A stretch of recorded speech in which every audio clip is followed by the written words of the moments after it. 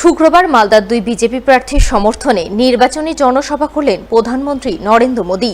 বিজেপির high voltage জনসভার মঞ্চ থেকে একের পর এক ইস্যুতে জোরদার আক্রমণ শানালেন তৃণমূল কংগ্রেস সহ ইন্ডিয়া জোটের বিরুদ্ধে।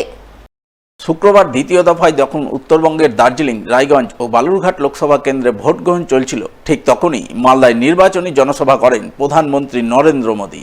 উত্তর মালদার বিজেপি প্রার্থী খগেন মুর্মু এবং দক্ষিণ মালদার বিজেপি প্রার্থী শিরূপা মিত্র চৌধুরীর সমর্থনে প্রধানমন্ত্রীর জনসভা অনুষ্ঠিত হয় পুরাতন মালদার সাহাপুর বাইপাস সংলগ্ন নিত্যানন্দপুর মাঠে। জনসভা বেলা 11টা থেকে শুরু হলেও তার অনেক আগে থেকেই জেলার বিভিন্ন প্রান্ত থেকে দলে দলে বিজেপি নেতাকর্মী সহ সাধারণ মানুষজন সভাস্থলে ভিড় জমান।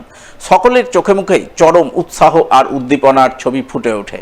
সভাস্থলে হাজির বিজেপি নেতাকর্মীরা প্রধানমন্ত্রীর আগমনের প্রতীক্ষায় প্রহর গুনতে থাকেন। ঘন ঘন মোদী এবং জয় শ্রীরাম স্লোগান দেন।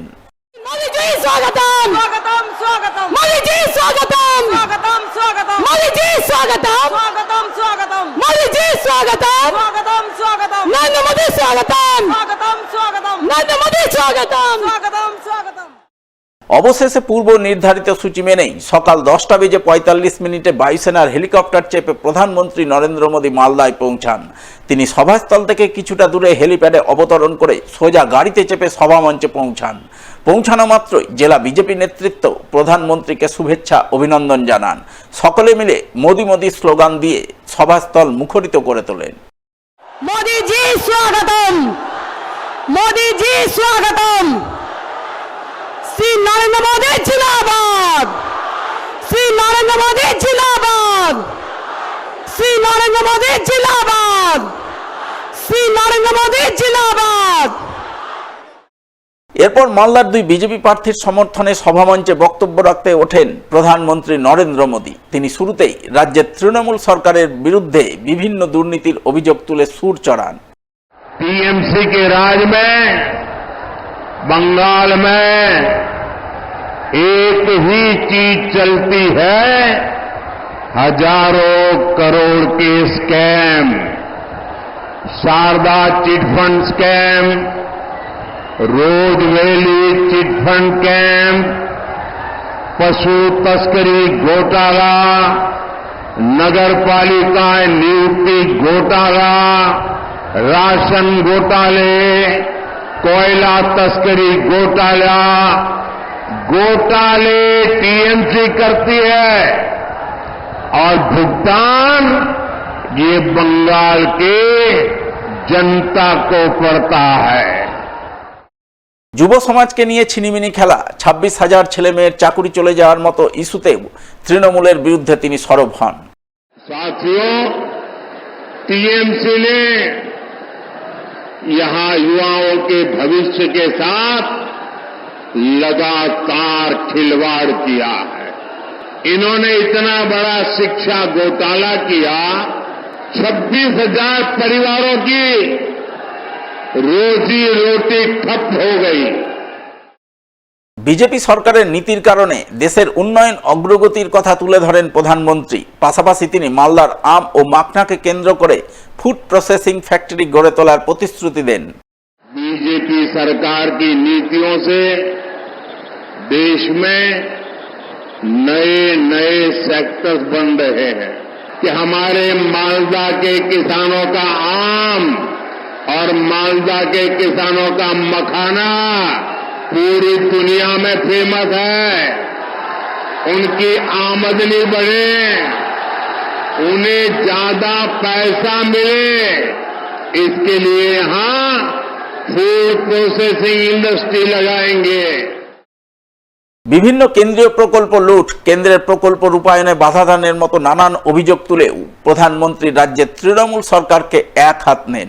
मैं केंद्र से बंगाल के विकास के लिए यहां की सरकार को जो पैसा भेजता हूं, वो टीएमसी के नेता, मंत्री, तोलाबाज मिलकर खा जाते हैं। जो योजनाएं मैं सीधे लागू करने की कोशिश करता हूं, उसे भी टीएमसी सरकार रोक देती है। इन्होंने बंगाल के लोगों को 5 लाख रुपए तक के मुफ्त इलाज देने वाली हमारी आयुष्मान योजना को रोक रखा है। टीएमसी को आपकी चिंता से, आपकी परेशानियों से कोई लेना देना नहीं है। নারী নির্যাতন ইস্যুতেও রাজ্যের তৃণমূল সরকারকে তুলোধনা করেন প্রধানমন্ত্রী। साथियों, मां, माटी, मानुष की बात कहकर सत्ता में आई टीएमसी ने सबसे बड़ा विश्वासघात यहां की महिलाओं से किया है। संदेश खाने में महिलाओं पर इतने अमानवीय अत्याचार हुए और टीएमसी सरकार आखिर तक मुख्य आरोपी को बचाती रही। यहां मालदा में भी महिला के साथ शर्मसार करने वाली घटना घटी। এছাড়াও তুষ্টিকরণ ইস্যুতে তিনি একযোগে কংগ্রেস এবং তৃণমূলের বিরুদ্ধে জোরদার আক্রমণ শানান।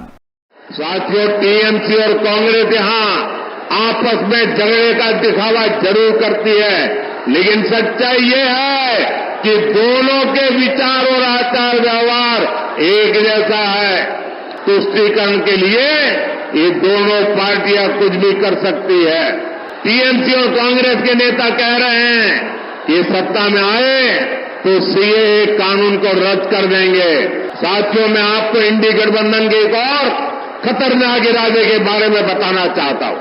इंडी गठबंधन वाले महिलाओं, आदिवासियों और गरीबों के खिलाफ एक खतरनाक कानून बनाकर लेकर आने चाहते हैं। इस कानून में महिलाओं का मंगलसूत्र, आदिवासी महिलाओं के गहने और किसी की प्रॉपर्टी जांच कराने का ये कांग्रेस वालों ने ऐलान किया है।